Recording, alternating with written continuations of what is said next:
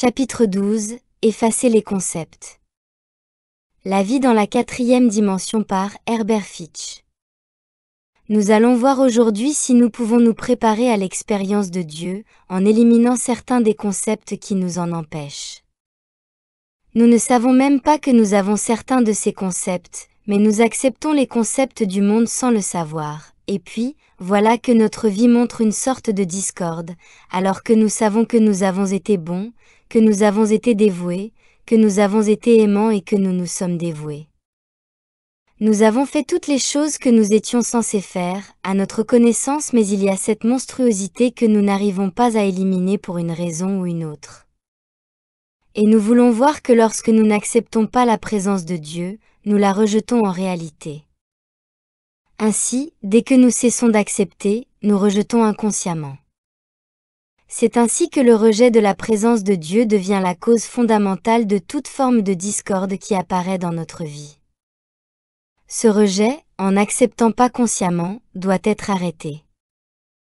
Nous avons tous regardé une forme et dit, « Ceci est une belle forme, ceci ne l'est pas. » Celle-ci ne l'est pas.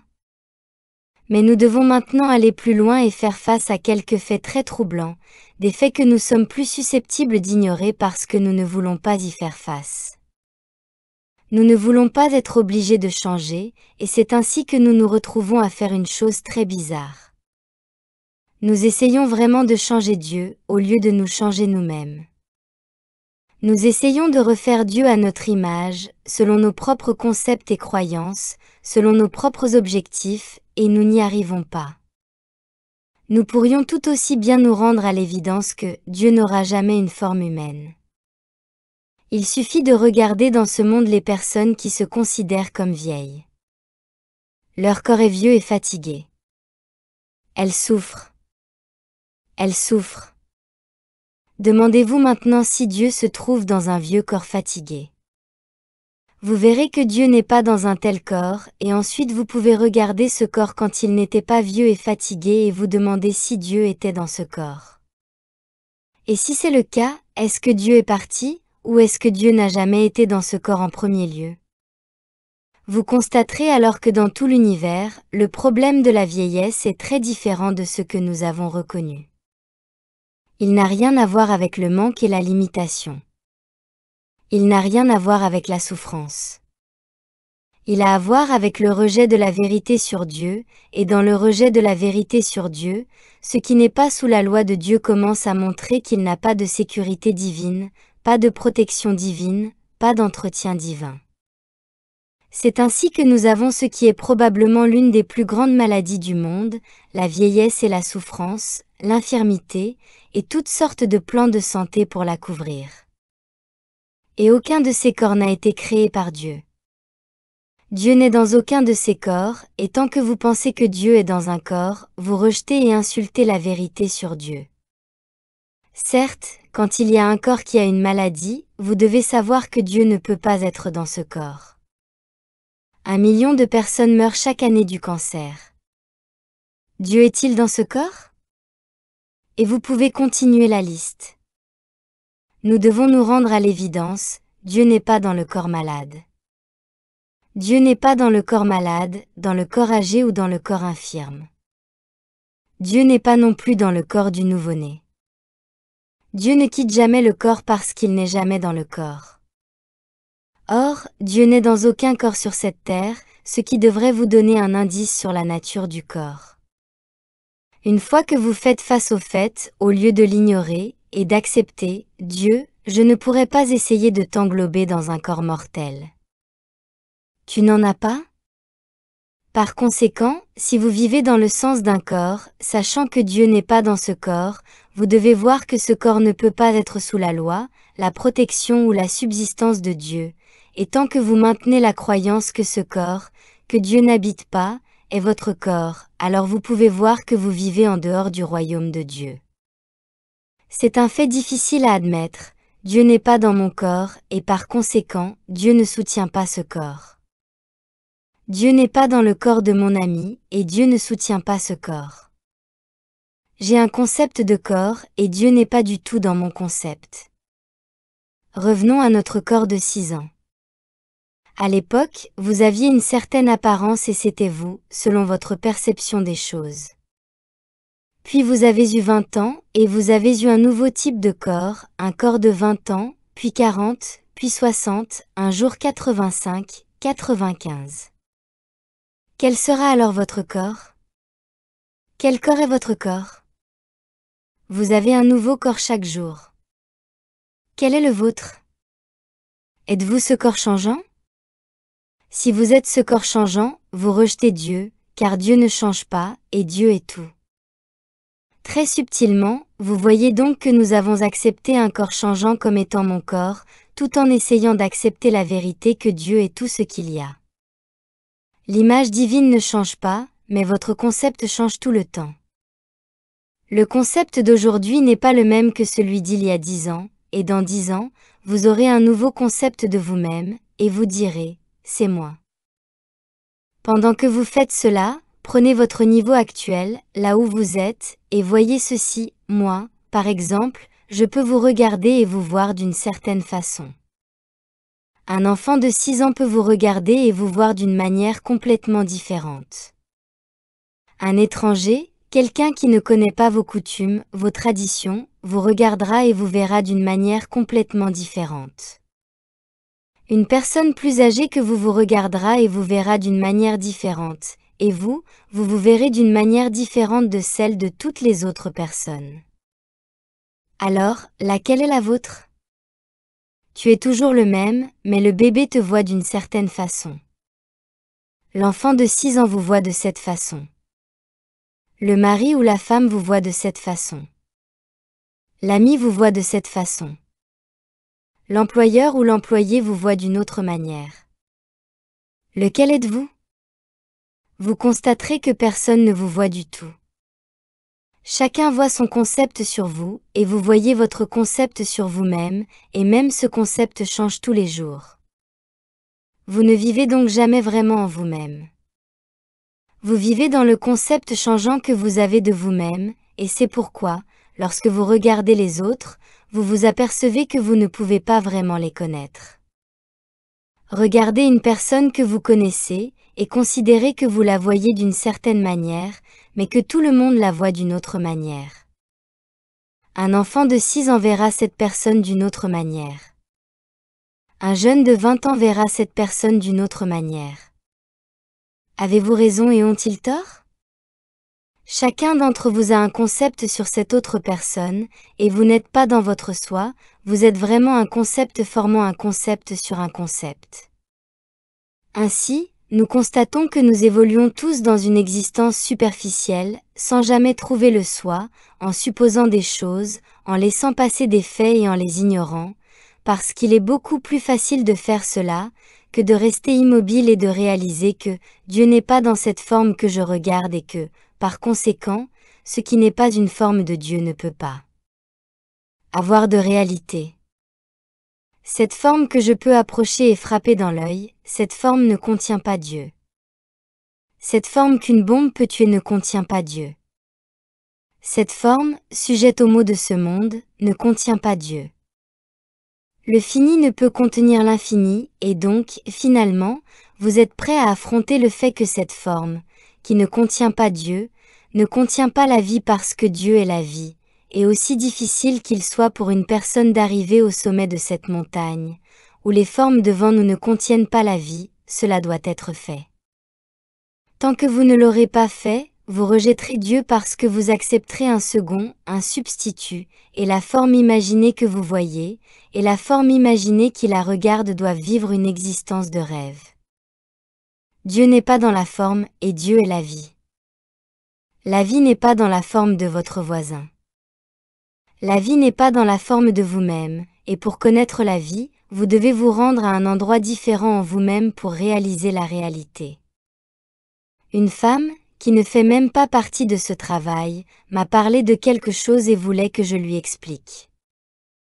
Elle m'a dit qu'elle était allée chez le coiffeur et qu'en s'asseyant sous le séchoir, elle s'était soudain trouvée dans un état étrange, qu'elle ne connaissait pas, et qu'elle s'interrogeait à ce sujet. Pourrais-je lui dire ce que c'était? Elle m'a dit qu'elle ne pensait pas du tout, mais qu'elle n'était pourtant pas elle-même, et qu'elle avait soudain trouvé cette rivière de paix sans savoir pourquoi ni comment, et que c'était très étrange pour elle. Il existe donc un niveau où l'on s'élève hors du mental pensant, qui contemple la forme et accepte la vie dans la forme ou Dieu dans la forme, et où l'on commence à accepter la réalité de Dieu à partir du niveau du mental sans concept. Sans l'esprit sans concept, vous êtes toujours dans l'univers non divin, qui n'est pas vraiment un univers. C'est un multivers imaginaire de formes fabriquées par l'esprit. Et nous avons tous vécu dans ce multivers pendant que nous cherchions l'univers. Maintenant, sortons des concepts et voyons que, ce n'est que lorsque l'esprit est complètement libéré des concepts, que nous connaissons Dieu correctement. L'idée d'abandonner les concepts est très délicate. Vous voulez, d'une certaine manière, être là pour savoir ce que vous faites, et cela va vous obliger à être là sous une forme. Vous ne pouvez donc pas faire cela. Vous devez perdre le concept de forme, le concept de moi, le concept de Dieu, le concept de tout. Vous devez vous soumettre à l'esprit de l'univers.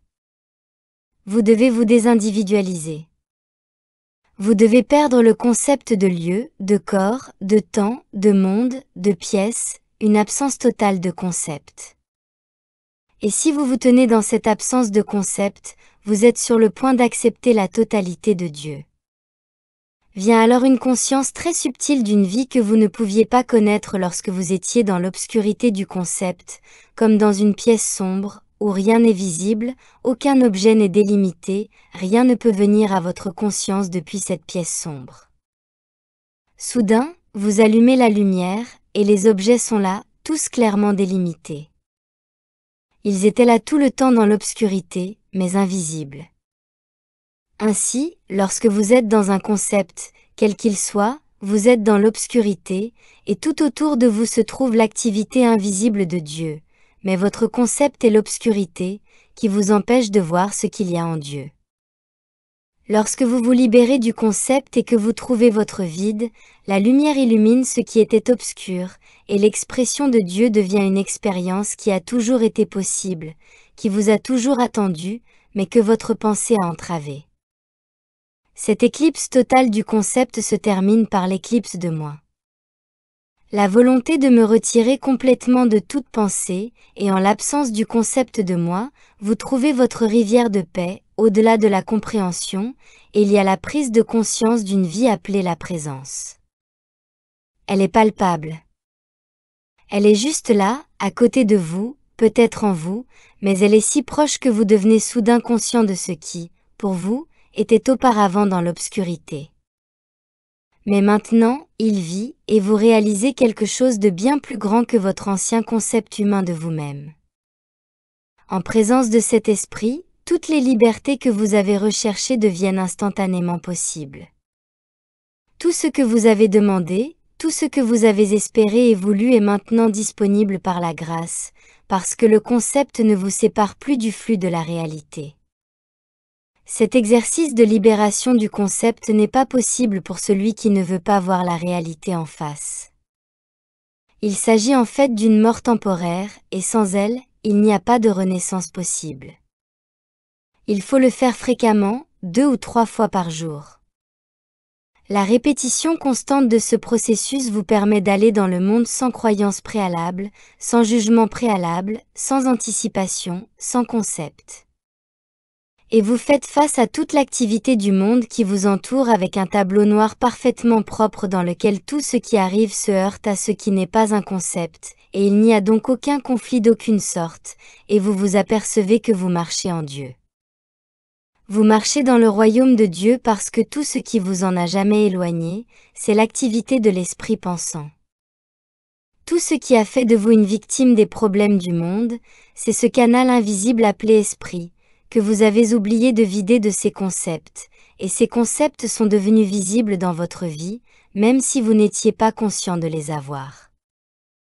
Aujourd'hui, vous ne commettez plus l'erreur d'un quelconque jugement. Vous ne faites pas l'erreur de laisser un concept vivre en vous.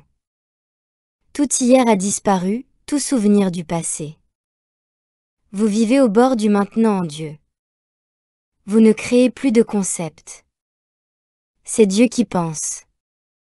Dans ce chapitre, Joël nous dit qu'il y a 3 mots, 3 niveaux de concepts qui encombrent nos vies et empêchent la démonstration du Christ soit, le concept que nous avons de Dieu, de la prière et de la grâce.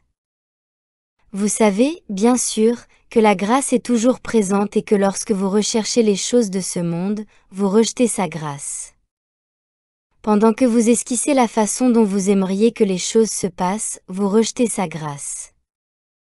Pendant que vous demandez, vous rejetez sa grâce. Pendant que vous jugez, vous rejetez sa grâce. Toujours, même si la grâce du Père est présente et opère, elle ne peut entrer que dans l'expérience du Fils de Dieu. La grâce ne peut jamais entrer dans une personne, et tant que vous êtes dans une forme, dans le concept de forme, vous êtes cette personne dans laquelle la grâce ne peut pas entrer. Une autre façon de limiter notre acceptation de la grâce est de croire que si nous spécifions un désir, nous allons correctement dans la direction de l'accomplissement. C'est ce qui ne va pas aujourd'hui, ou c'est ce qui ne va pas, et dès que vous commencez à spécifier, vous demandez à Dieu de ne pas être Dieu. Une fois de plus, vous refaites Dieu selon votre idée de ce qu'il devrait être. Vous demandez à Dieu d'arrêter de gérer un univers parfait pendant un moment, de se diviser en plusieurs parties et de vous donner un petit quelque chose pour régler ce problème momentané. Vous ne pouvez pas faire intervenir Dieu dans un problème fini. Dès que vous finissez, vous perdez Dieu. Nous apprenons ainsi que le secret consiste à ne pas essayer de faire en sorte que Dieu fasse quelque chose dans notre vie selon notre conception de la manière dont cela devrait être fait ou de la manière dont nous aimerions que cela soit fait. Nous ne fabriquons pas un cerceau et ne disons pas « Dieu, passe à travers le cerceau ». Nous ne traçons pas les grandes lignes. Nous ne demandons pas. Nous ne demandons pas. Nous ne cherchons pas et nous ne frappons pas. Nous ne reconnaissons pas l'existence du problème comme le fait le monde, mais nous utilisons plutôt cette affirmation pour nous alerter sur le fait que nous avons momentanément accepté que Dieu nous prive de l'harmonie, de la santé ou du ravitaillement. Nous avons fait cette acceptation inconsciemment au moment où nous avons accepté le problème. Et en acceptant le problème, nous avons rejeté la présence de Dieu. Le début de votre fondation de la vérité doit toujours être la présence de Dieu. Il n'y a pas de vérité tant que vous n'avez pas accepté la présence de Dieu, et une fois que vous avez accepté la présence de Dieu, tout ce qui nie la présence doit être éliminé de votre concept. Maintenant, où est Dieu en ce moment? Chacun d'entre nous, s'il est dans la vérité, va dire « Pourquoi, Dieu est ici et partout ?» Si nous admettons que Dieu est ici et partout, que pouvons-nous faire d'autre? Pouvez-vous mieux diriger l'univers? Pouvez-vous faire quelque chose de mieux que Dieu? Pouvez-vous gérer cette forme mieux que Dieu? Pouvez-vous diriger le monde ou votre entreprise mieux que Dieu? Pouvez-vous faire quelque chose dans le monde que Dieu ne peut pas faire mieux que vous? Et si vous avez accepté que Dieu soit ici, alors la cohérence dit que Dieu étant ici, je vais laisser Dieu vivre la vie de Dieu ici, là où le monde me voit. Nous n'avons plus besoin de nous compliquer la vie. Nous pouvons vraiment accepter que Dieu soit ici, cela se produit. Cela est. Et nous allons créer le vide du concept pour que tout ce qui est ici maintenant soit Dieu. Vous balayez tout ce qui n'est pas Dieu de votre croyance jusqu'à ce que votre croyance soit l'assurance intérieure de la présence de Dieu. Maintenant, pourquoi dois-je prier, si Dieu est là? La reconnaissance de Dieu est ma prière. La reconnaissance de la présence est la seule prière nécessaire, et en reconnaissant la présence, vous acceptez la grâce. Maintenant, si vous avez encore la croyance persistante qu'une discorde est présente, alors vous n'avez pas vraiment accepté que Dieu soit présent, parce que Dieu ne peut pas être dans un corps cancéreux. Si Dieu est présent, le corps cancéreux ne peut pas l'être. Nous arrivons donc à ce niveau élevé où l'on fait face aux faits, où l'on ne les ignore pas et où l'on espère que Dieu fera quelque chose. L'année dernière, 1 million de personnes sont mortes du cancer, et vous pouvez être sûr que beaucoup d'entre elles pensaient que Dieu allait guérir leur cancer, mais elles se sont trompées. Dieu n'a pas guéri leur cancer. Et cette année, un autre million de personnes mourront de la même façon. Il en est ainsi depuis des années. Dieu ne va pas, comme l'a dit Joël, déclencher la pluie ou arrêter la pluie. Dieu ne va pas guérir un corps malade. Dieu ne va rien faire d'autre que ce qu'il fait, diriger un univers parfait. Et la seule façon d'y vivre est d'abandonner le concept d'un univers imparfait, parce qu'il n'y a pas d'univers imparfait ici.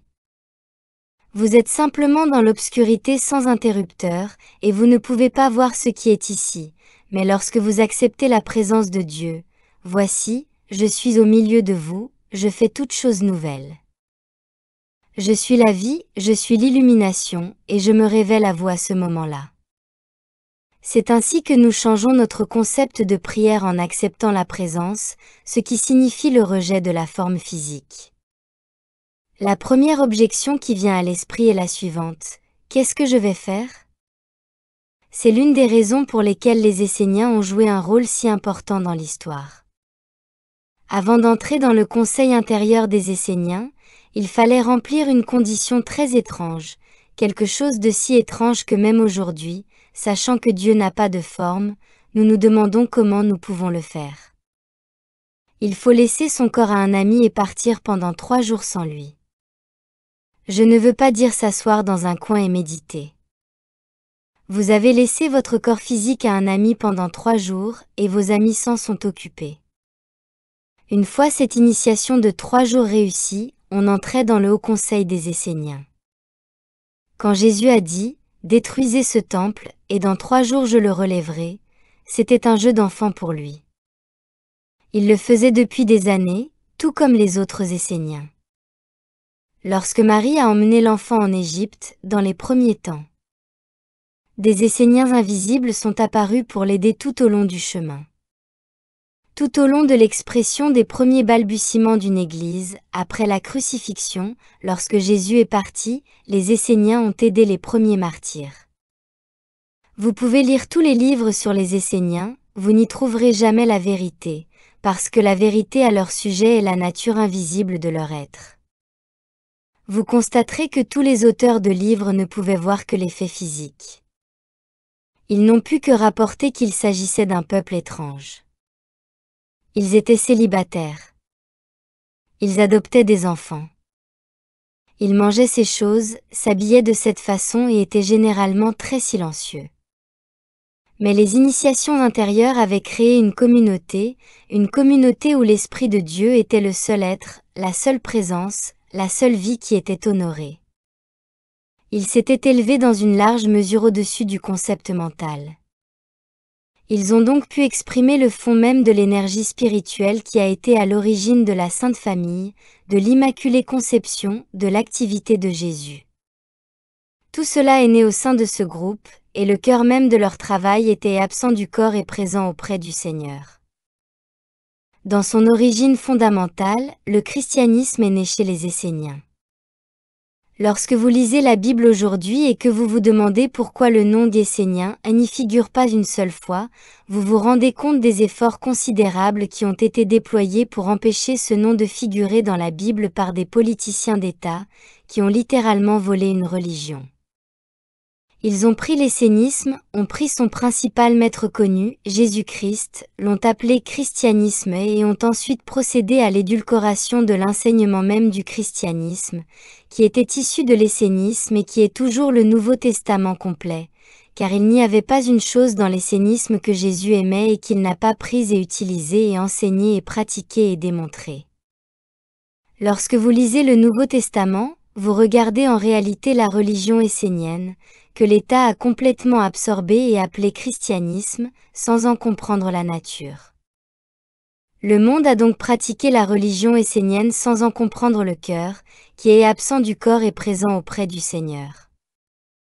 L'Esprit est ton nom. L'Esprit a toujours été votre nom. Et pendant 1500 ans, l'illusion de la forme a persisté sur la terre parce que l'État n'avait aucune connaissance de ce que Jésus enseignait. Or, c'est dans cette forme qu'il a surmonté, cette image corporelle dans le temps et dans l'espace, que nous trouvons tous nos problèmes. Et dès que l'on dépasse le sens du corps et que l'on est dans le vrai corps, on découvre que la vieillesse est autant une illusion que n'importe quoi d'autre. Il n'y a jamais eu de personne âgée dans tout l'univers. Il n'y a jamais eu de vieux corps. Il n'y a jamais eu de problème de vieillesse d'aucune sorte. Il y avait un mesmérisme universel à ce sujet, et ensuite nous découvrons que des millions et des millions et des millions de vieux corps fatigués et souffrants n'ont jamais été formés par Dieu, et leur seul problème était qu'à un moment donné de leur démonstration, ils ne savaient rien de l'évolution spirituelle. En conséquence, ils se sont éloignés de la loi spirituelle de l'être, selon laquelle Dieu est la présence, la loi, le principe, la vie, l'énergie, la perfection de l'être. Vous découvrirez, lorsque vous aurez appliqué l'acceptation de Dieu sans forme physique, que vous parviendrez à ce niveau au-dessus de l'esprit où vous ne pensez pas, et pourtant vous êtes conscient et alerte dans une sorte de vigilance différente où l'univers entier ronronne dans sa tranquillité. Et vous êtes là, vivant dans le royaume de Dieu sur terre, et vous n'êtes pas un corps, vous n'êtes pas un âge, vous n'êtes pas un sexe, vous n'êtes pas une personne. Vous êtes une conscience infinie vivante, et ce que vous extériorisez va être façonné à l'image et à la ressemblance divine de la vérité. Sortir du corps, c'est aussi sortir du monde. Et parce que le Père n'a pas créé ce monde, tant que vous êtes dans la forme physique, vous serez dans un monde qui n'est pas divinement créé. Toute forme matérielle se trouve dans un univers matériel. Si je me souviens bien, dans Tonnerre de silence, pages 103, 102 et 103, le 9e chapitre, que nous sommes tous censés avoir lu de nombreuses fois, ceci est un univers spirituel. Il n'existe pas de corps matériel. Il n'existe pas d'univers matériel. Nous ne pouvons pas ignorer cette vérité. S'il n'y a pas de corps matériel, vous n'en avez pas. S'il n'y a pas d'univers matériel, vous ne vivez pas dans un univers matériel, et tant que vous n'aurez pas levé le voile de la croyance qui dit que vous êtes dans un corps matériel, que vous êtes dans un univers matériel, vous êtes dans un concept, qui rejette la grâce de Dieu qui est présente là où Dieu, juste là où vous vous trouvez. Joël nous dit donc que notre conception de Dieu, notre conception de la prière, notre conception de la grâce doivent être levées pour savoir qu'il n'y a pas de présence à côté de Dieu, qu'il n'y a pas d'activité à côté de la grâce, qu'il n'y a pas de corps à côté d'un corps spirituel. Dans le 3e proverbe, nous avons un bel enseignement sur la manière de demeurer dans la connaissance que la présence de Dieu est la seule présence là où vous êtes, que vous n'êtes pas dans une forme physique, mais que la présence de Dieu est là où vous êtes, et que la grâce de Dieu fonctionne là où se trouve cette présence, et qu'il n'y a rien à prier. Il n'y a qu'à reconnaître intérieurement et tranquillement que Dieu est là.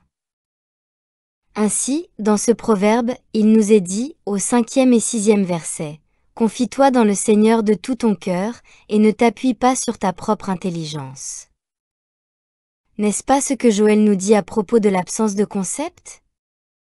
Enlever votre concept signifie ne vous appuyez pas sur votre propre compréhension, et alors vous n'êtes pas coincé avec un esprit qui s'agite dans tous les sens pour essayer de comprendre. Vous pourriez dire que si vous vouliez connaître l'heure, et si vous étiez cohérent, comme nous le sommes avec Dieu, nous regarderions une montre et nous dirions « Non, je ne veux pas connaître l'heure de cette montre tant que je n'ai pas compris comment elle fonctionne.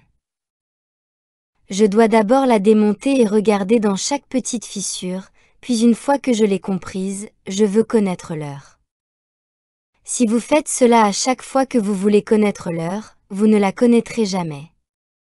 Et si vous voulez comprendre Dieu, c'est comme si vous essayiez de démonter une montre avant qu'elle ne vous donne l'heure. Dieu n'est pas à comprendre, mais à accepter. Qui va comprendre Dieu? Voyez-vous l'ego suprême de vouloir comprendre Dieu? Qui peut comprendre Dieu si Dieu est tout? C'est l'abandon de la croyance que mon esprit fini peut comprendre Dieu. Ne t'appuie pas sur ta propre intelligence, mais fais confiance à Dieu dans toutes tes voies. Voyez-vous comment nous essayons d'être des géants alors que notre petit esprit de cochon ne peut pas comprendre Dieu? C'est impossible, et nous perdons toutes ces années à essayer de comprendre ce qui n'est pas compréhensible et dont on nous répète sans cesse qu'il n'est pas compréhensible. Je ne peux pas contempler l'infini, mais je peux me dépouiller de tout concept et laisser l'infini m'envahir. Les illuminés n'essaient donc pas du tout de comprendre Dieu. Ils laissent Dieu comprendre Dieu. Ils éliminent la barrière de l'esprit humain qui veut comprendre l'infini. Se tourner vers l'infini, ce n'est pas le comprendre. C'est faire de votre moi un canal pour l'infini jusqu'à ce que le canal soit dissous et que vous découvriez « Je suis à l'infini ». Donc, si vous continuez à mentaliser Dieu, à essayer de le comprendre, vous rejetez ce verset très simple. Et s'il s'agit de la parole de Dieu, en rejetant la parole de Dieu, en m'appuyant sur ma propre compréhension, la seule personne que vous blessez est votre faux sentiment de soi. Il y a beaucoup de choses dans ce proverbe qui, bien que simples, ont été négligées et rejetées par notre ignorance. Dans toutes tes voies, reconnais-le. Il est terriblement difficile de le reconnaître et de reconnaître le problème, et l'esprit persiste à dire « Si je ne reconnais pas le problème, comment pourra-t-il être résolu? Comment sera-t-il réparé ?» Lorsque vous le reconnaissez, vous reconnaissez qu'il n'y a pas de problème. Voyez-vous que le problème se pose à la personne dans la forme, que la première erreur doit conduire à toutes les autres erreurs, que l'esprit ne peut pas enlever la forme. L'esprit l'a placé là. Le mental ne peut pas résoudre l'illusion de la forme et essayer, avec le mental humain, de comprendre comment je peux apparaître dans une forme, alors que je n'en suis pas une, est une autre façon de rejeter les paroles de sagesse du Père, qui dit « Ne t'appuie pas sur ta propre compréhension.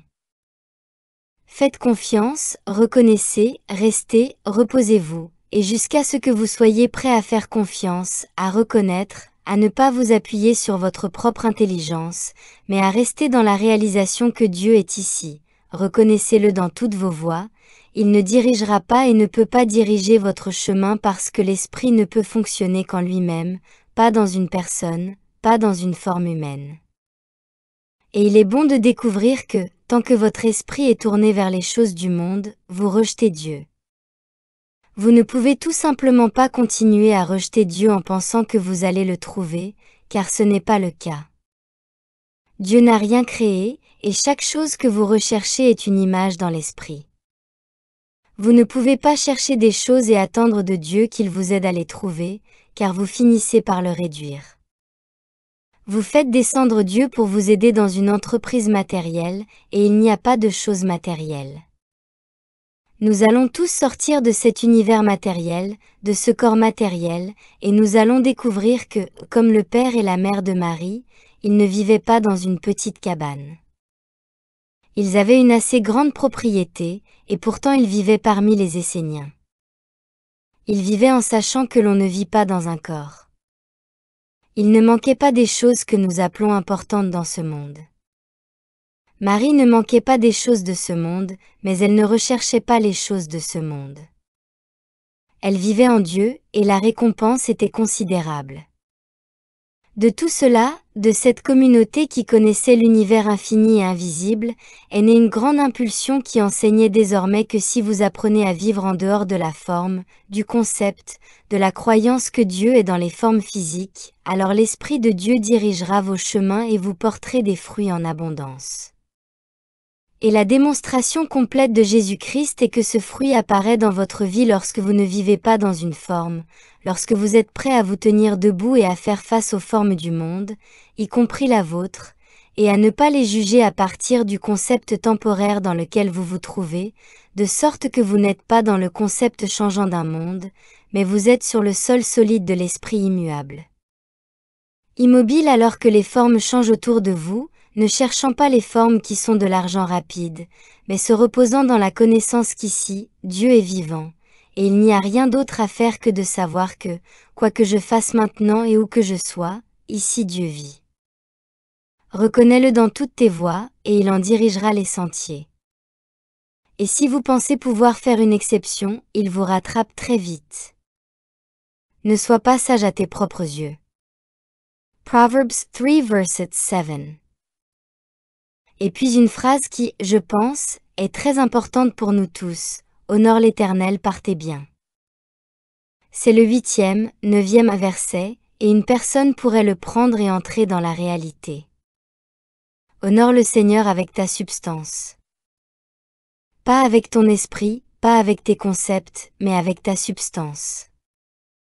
Ta substance est la substance de Dieu, et à moins d'en être constamment conscient, on accepte toujours des problèmes, et quand on accepte des problèmes, on dit « Ma substance n'est pas la substance de Dieu ». Vous voyez donc que le cours d'aujourd'hui vise à établir une fondation, une intégrité qui permettra de faire face au fait que je suis ou que je ne suis pas la substance de Dieu. Dieu est ou n'est pas là. Le problème est ou n'est pas ici. Qui dois-je croire? Car sans la croyance en la vérité, que puis-je extérioriser d'autre que la non-vérité? Le plus grand sacrifice que Jésus ait fait est tout à fait différent de ce que nous avons pensé. Il n'a pas vécu dans la forme, et celle-ci était imperméable à tout mal. Pour être crucifié, il a dû revenir dans une forme. Il a dû abandonner sa croyance en la vérité, sa connaissance de la vérité et entrer dans le mensonge. C'était son sacrifice. Il a dû abandonner la croyance, la connaissance qu'il n'est pas dans la forme et croire momentanément qu'il était dans une forme. C'était la seule façon de démontrer ce qui se passait dans l'esprit du monde. Il crucifiait la vérité, la réalité, le Christ, mais il ne pouvait pas le crucifier parce qu'il savait que son soi n'était pas dans la forme. La seule façon de montrer la crucifixion de manière visible était de commencer à s'accepter dans la forme. C'était là son véritable sacrifice. Ce n'est qu'à ce moment-là qu'il a commencé à douter et à dire « Père, élève cette coupe. Pourquoi m'as-tu abandonné ?» Parce qu'il était redevenu un être humain, afin de révéler la crucifixion extériorisée du Christ qui avait lieu dans la conscience mondiale. Cela n'a pas duré longtemps, puis l'esprit a repris le dessus. Nous n'aurions jamais su que la conscience du monde s'extériorise sous forme de crucifixion s'il ne l'avait pas permis. Nous devons inverser cela. Nous sommes cette conscience du monde qui crucifie le Christ chaque jour en nous-mêmes, et ce n'est qu'en nous élevant au-dessus de cette crucifixion, qui ne connaît pas le Christ, en extériorisant uniquement la vérité de l'être que nous nous élèverons. Nous le faisons donc comme lui. La crucifixion, la résurrection, l'ascension sont toutes dans cette conscience qui n'accepte que la présence de Dieu. Cela devient notre crucifixion intérieure, notre résurrection intérieure, notre ascension intérieure. Nous le faisons pour le monde, pour notre voisin, pour tous ceux que nous connaissons. Nous n'acceptons pas que Dieu soit sous leur forme. Nous libérons Dieu de la croyance qu'il est sous sa forme, et nous constatons que nous renaissons à une nouvelle compréhension de ce qu'il est. Une fois que la forme n'est plus un concept, cette présence invisible et palpable commence à vous révéler qui est là. Vous êtes hors du multivers. Vous êtes dans l'univers. Vous êtes unifié dans une présence unique. Maintenant, aucune forme ne contient Dieu. Dieu n'est pas l'arbre. Dieu n'est pas la fleur. Dieu n'est pas l'animal. Tout ce qui est perçu comme étant est une image mentale. Ces images mentales sont vos concepts. Lorsque vous vous libérez de ces concepts d'images mentales sur la forme, vous découvrez la forme dont Dieu est la substance, parce que vous découvrez la forme spirituelle. Les images mentales ont disparu et ces nouvelles formes spirituelles ne sont en aucun cas capables d'apporter un problème à votre porte. Elles sont tout ce qui est présent, et il n'y a pas de discorde entre elles et votre soi. Lorsque vous commencerez à fréquenter cet univers avec les formes spirituelles invisibles, vous découvrirez que vous avez abandonné le concept de matière et que, vous pouvez vous reposer avec l'assurance que, la grâce est la seule loi qui fonctionne dans votre être. Alors, vous vivez et honorez Dieu avec votre substance. Lorsque Jean dit que nous devons demeurer et que nous devons demeurer dans le Christ et laisser le Christ demeurer en nous, son évangile nous donne le secret pour sortir du monde des concepts, du monde dans lequel les formes deviennent vieilles, dans l'univers où la forme est toujours l'image et la ressemblance parfaite, où l'on n'entend même pas parler de la vieillesse, où il n'y a pas de corruption de la chair, où la loi est la perfection de l'être divin, et cet univers est là lorsque vous êtes arraché aux ténèbres du concept, illuminé par la lumière de votre propre être véritable, de votre propre substance. C'est un travail difficile. Cela demande beaucoup d'efforts. Il faut une compréhension qui veut vivre dans le silence, qui ouvre la porte à la réalité. Pendant que vous le faites, vous suivez le chemin des prophètes. Vous devenez un Israélite. Vous revenez à cette religion qui était celle de Jésus-Christ, la religion qui consiste à connaître la présence de Dieu et à ne jamais la lâcher, de sorte que vous êtes dans une conscience ininterrompue, avec cette présence, ininterrompue, vivant 24 heures sur 24 dans la conscience ininterrompue de la vérité, affrontant chaque problème qui se présente avec la connaissance que Dieu n'est pas dans le problème. Ce que Dieu n'a pas ordonné ne peut jamais être réel, mais Dieu est votre être, et le silence seul, le silence qui est dépourvu de concept, vous libère du faux univers. Un jour, nous prendrons notre initiation et nous nous retrouverons en train de marcher, non pas dans un corps, non pas en raison d'un quelconque effort mental de notre part, mais plutôt parce que nous aurons rejeté les concepts de cet esprit qui n'était pas celui du Père, et dans le vide, nous serons soulevés. Nous trouverons la réalité des anges. Nous nous déplacerons sur une nouvelle terre, où la lumière, au lieu de la forme physique, est la seule réalité. Nous verrons qu'il n'y a pas de conditions dans cette lumière, que nous sommes libres dans cette lumière, que nous ne sommes pas confinés, limités ou manquants. Nous ne sommes pas sujets à la décomposition. Nous n'avons pas d'endroit où nous finissons ou commençons. Nous sommes la conscience vivante de Dieu. Nous trouvons notre substance. Dans ce monde, nous avons cherché des choses dans l'espace, dans le temps, dans la matière, dans la forme, et ce sont les choses du monde. Tant que vous continuez à chercher ces choses dans le temps, l'espace, la matière et la forme, vous rejetez Dieu, vous rejetez littéralement Dieu. Où allez-vous si vous ne pouvez pas chercher les choses dans le temps, l'espace, la matière et la forme? Vous devez arriver à l'endroit où vous vous rendez compte qu'il faut changer votre façon de chercher les choses. Ce n'est pas la voie de Dieu. C'est la voie humaine, et la voie humaine ne peut jamais recevoir les choses de Dieu. Toutes les voies de ce monde sont fermées à celui qui veut vraiment les choses de Dieu. Vous ne pouvez pas les chercher dans ce monde. Et tant que vous continuez à le faire, vous rejetez la réalité durable de l'être. Il n'y a qu'un seul endroit où les chercher, et ce n'est pas dans les dimensions humaines.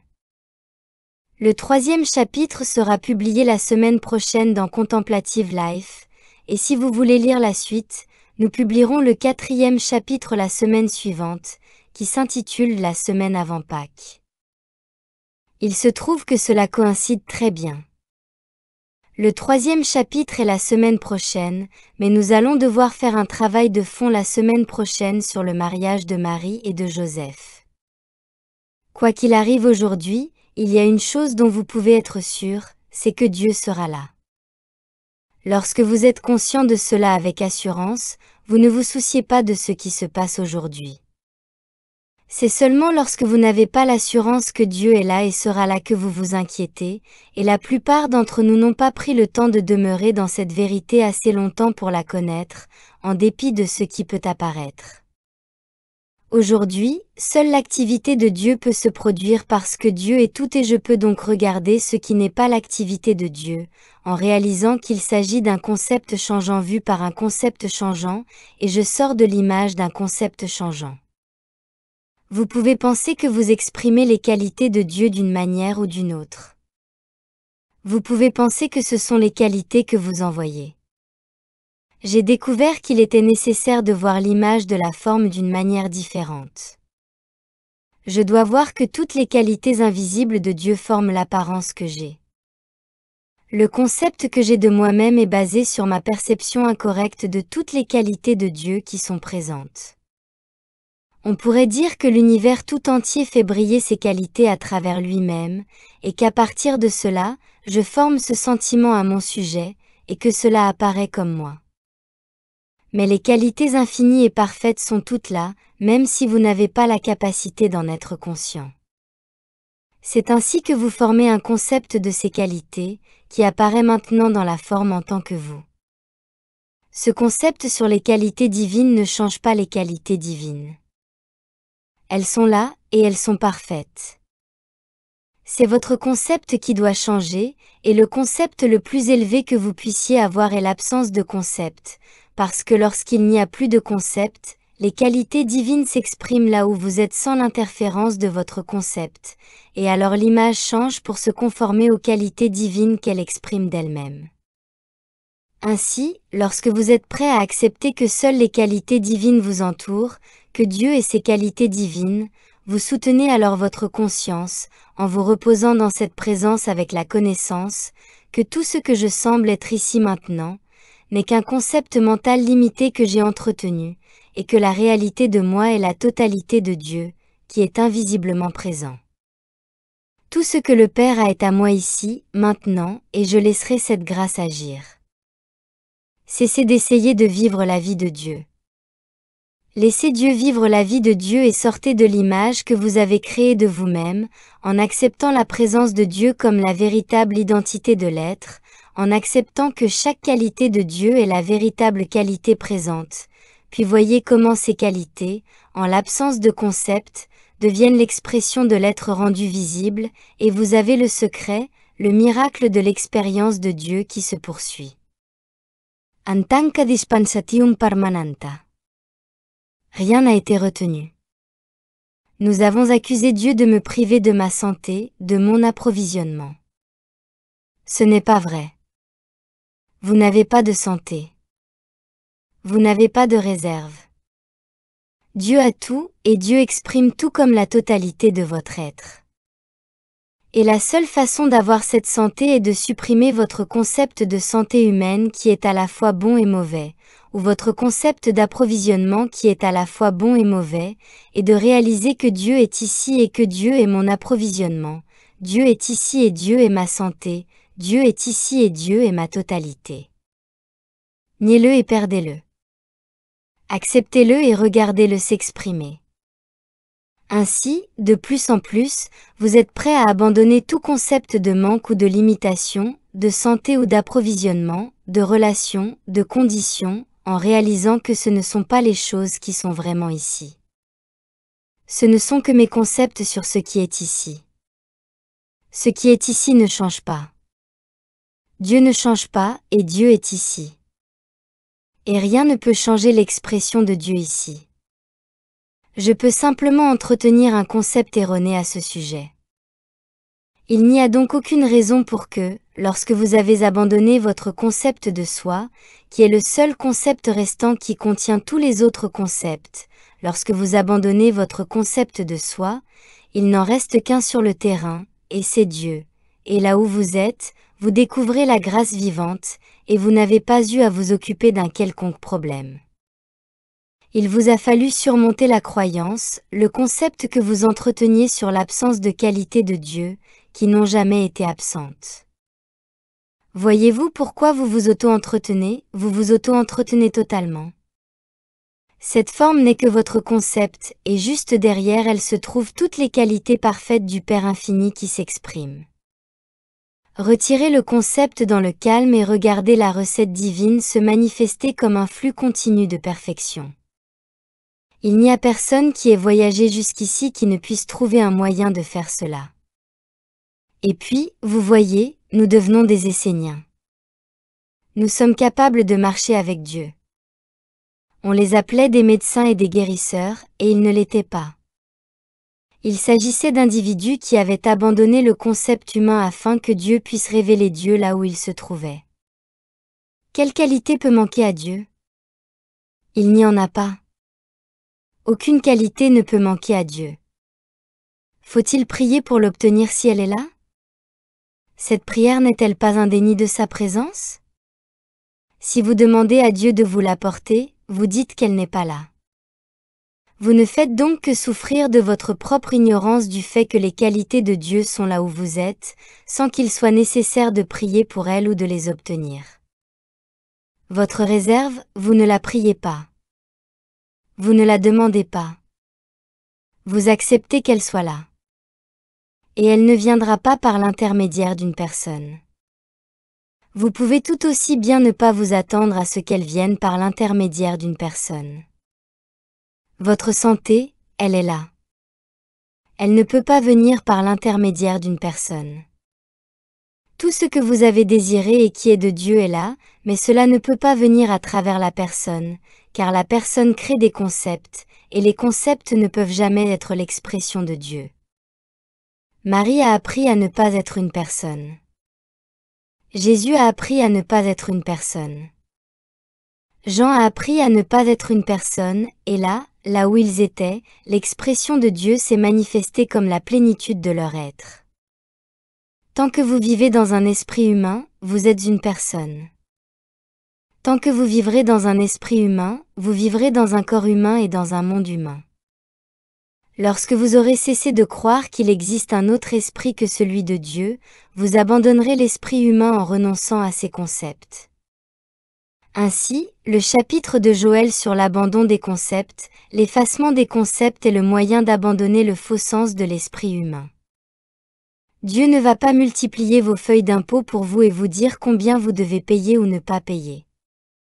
Dieu ne va pas faire sonner votre caisse enregistreuse et rendre la monnaie à vos clients, mais vous ne ferez pas cela éternellement non plus, et Dieu sera toujours là quand cette caisse enregistreuse sera au rebut et quand il n'y aura plus de formulaire d'impôt sur le revenu à remplir. Et vous découvrirez que la personne qui remplit le formulaire d'impôt sur le revenu, et celle qui encaisse l'argent sur la caisse enregistreuse, ne sont pas des créations de Dieu. Il n'est pas nécessaire d'être cette personne. Dans ce monde, vous ne trouverez pas Dieu. Dans ce corps, vous ne trouverez pas Dieu.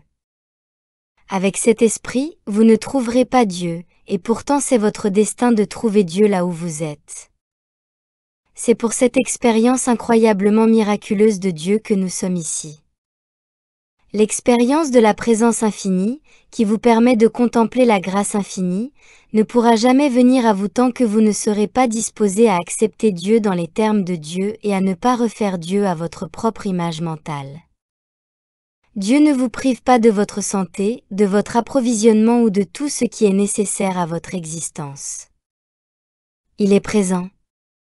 Si vous voulez être indépendant des conditions du monde, il s'ensuit que vous ne pouvez le faire que si vous êtes indépendant de la forme, qui dépend des conditions du monde. Tout ce que vous faites en tant qu'être humain est fait avec la croyance que cette forme doit être là-bas, ou que cette forme doit être ici, ou que cette forme doit porter tel ou tel costume ou telle robe.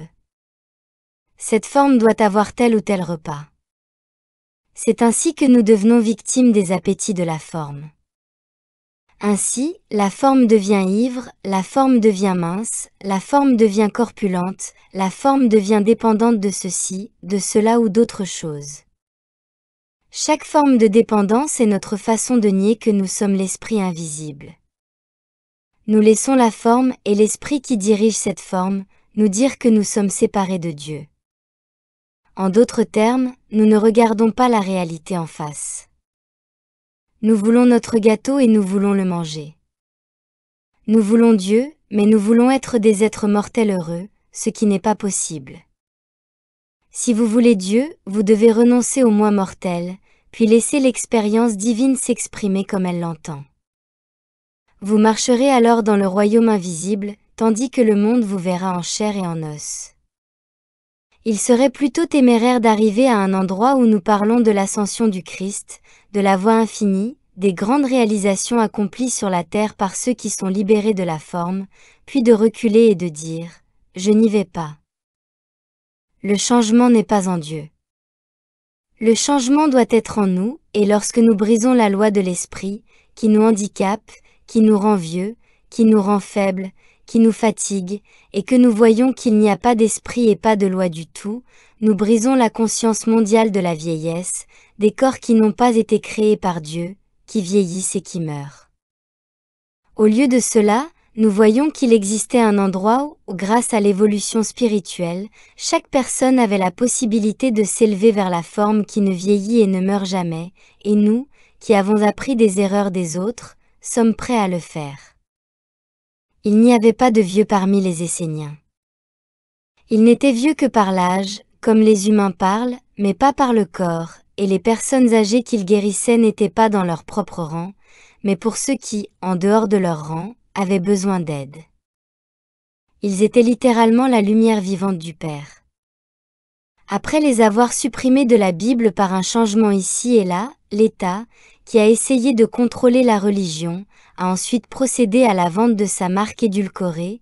C'est ainsi que nous avons obtenu l'adultération de la religion spirituelle, de la vie spirituelle. Nous avons obtenu une interprétation littérale de Dieu, et le monde en a souffert. Notre plus grand problème, probablement, est que nous devons désapprendre toutes les choses conditionnées par des problèmes qui sont entrés dans ce monde à la suite de cette grande et monstrueuse bévue.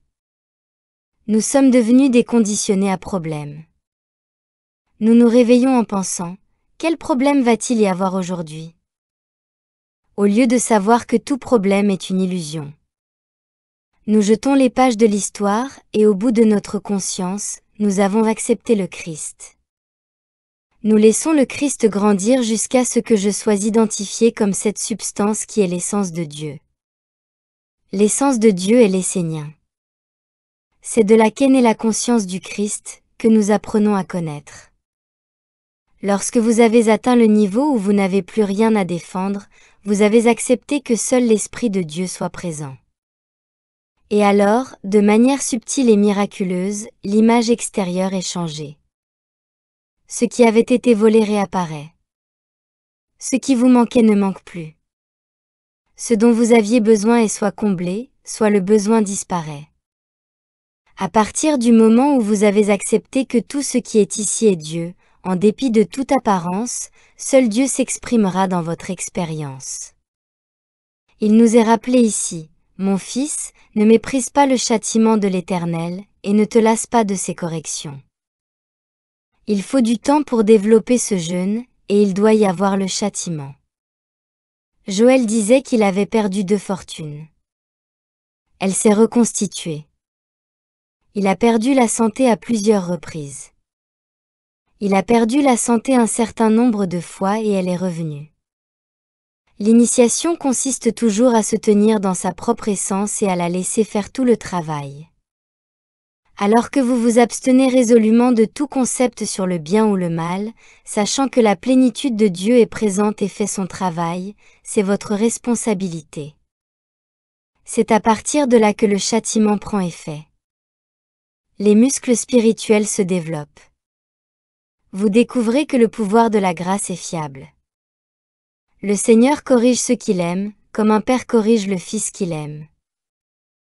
Nous sommes donc les enfants du Père, disposés à être corrigés, et cette correction, accepte ma présence comme ta présence. Demeure en moi. Laisse-moi demeurer en toi. Ne craignez pas la peste.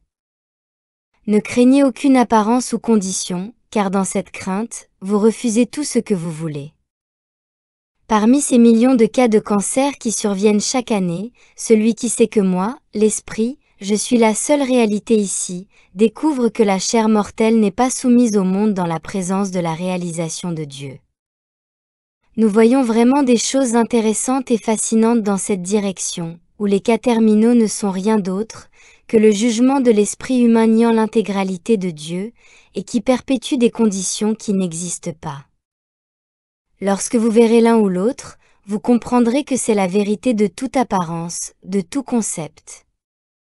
Changez vos concepts en vous vidant, la reconnaissance est la seule prière qui découvre que la grâce est la seule activité, et que Dieu est la seule présence.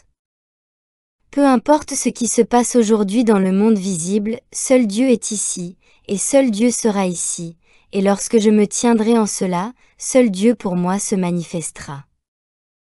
L'un des hommes qui a écrit sur les Esséniens est Philon, P-H-A-I-L-O. Philon était considéré comme l'un des 7 grands esprits de ce monde, parce qu'il a été l'enseignant de Paul à une époque. Il a beaucoup fait pour rassembler tous les anciens écrits hébraïques, et en étudiant un peu Philon, j'ai découvert quelque chose d'assez intéressant pour moi. Son livre s'intitulait « La vie contemplative », et comme si cette coïncidence ne suffisait pas, il en a écrit un second intitulé « Tout homme vertueux est libre », qui me semble très proche d'un titre de Joel Goldsmith intitulé « L'homme n'est pas né pour pleurer, tout homme vertueux est libre. L'homme n'est pas né pour pleurer, tout homme vertueux est libre. » Et puis, bien sûr, la troisième coïncidence intéressante, c'est que si Joel Goldsmith était Paul à une époque, voici Philon qui écrit un livre, La vie contemplative, chez les Esséniens. Je n'ai pas lu son livre parce que je n'ai pas encore pu le localiser, mais je ne serais pas surpris d'y trouver certaines choses qui se trouvent dans le livre que nous étudions, La vie contemplative. Il y a environ 1900 ans d'écart. La prochaine fois, nous verrons le mariage de Marie et de Joseph et l'enfant né de ce mariage, ainsi que la signification de l'Immaculée Conception. Mais il est nécessaire que nous regardions cette Immaculée Conception, non pas du point de vue des êtres mortels, mais de la vision de ceux qui habitent en tant qu'êtres spirituels, afin que nous puissions comprendre que nous aussi, nous devons être immaculés, conçus à l'image et à la ressemblance par notre propre libération du concept. Si vous avez des questions sur ce que nous avons discuté aujourd'hui ou si vous avez des difficultés à les mettre en œuvre, discutons en privé, car il est important que vous puissiez vous tenir à cet endroit où vous ne remettez pas en question l'existence de Dieu en tant qu'unique, où vous n'êtes pas trompé par les activités du monde qui vous entoure, même par la proximité des choses qui nient cette présence. Il y a un endroit où vous pouvez vous tenir, et c'est le seul endroit où la grâce fonctionne. Souvenez-vous que, quoi qu'il arrive, Dieu sera toujours là. Merci beaucoup.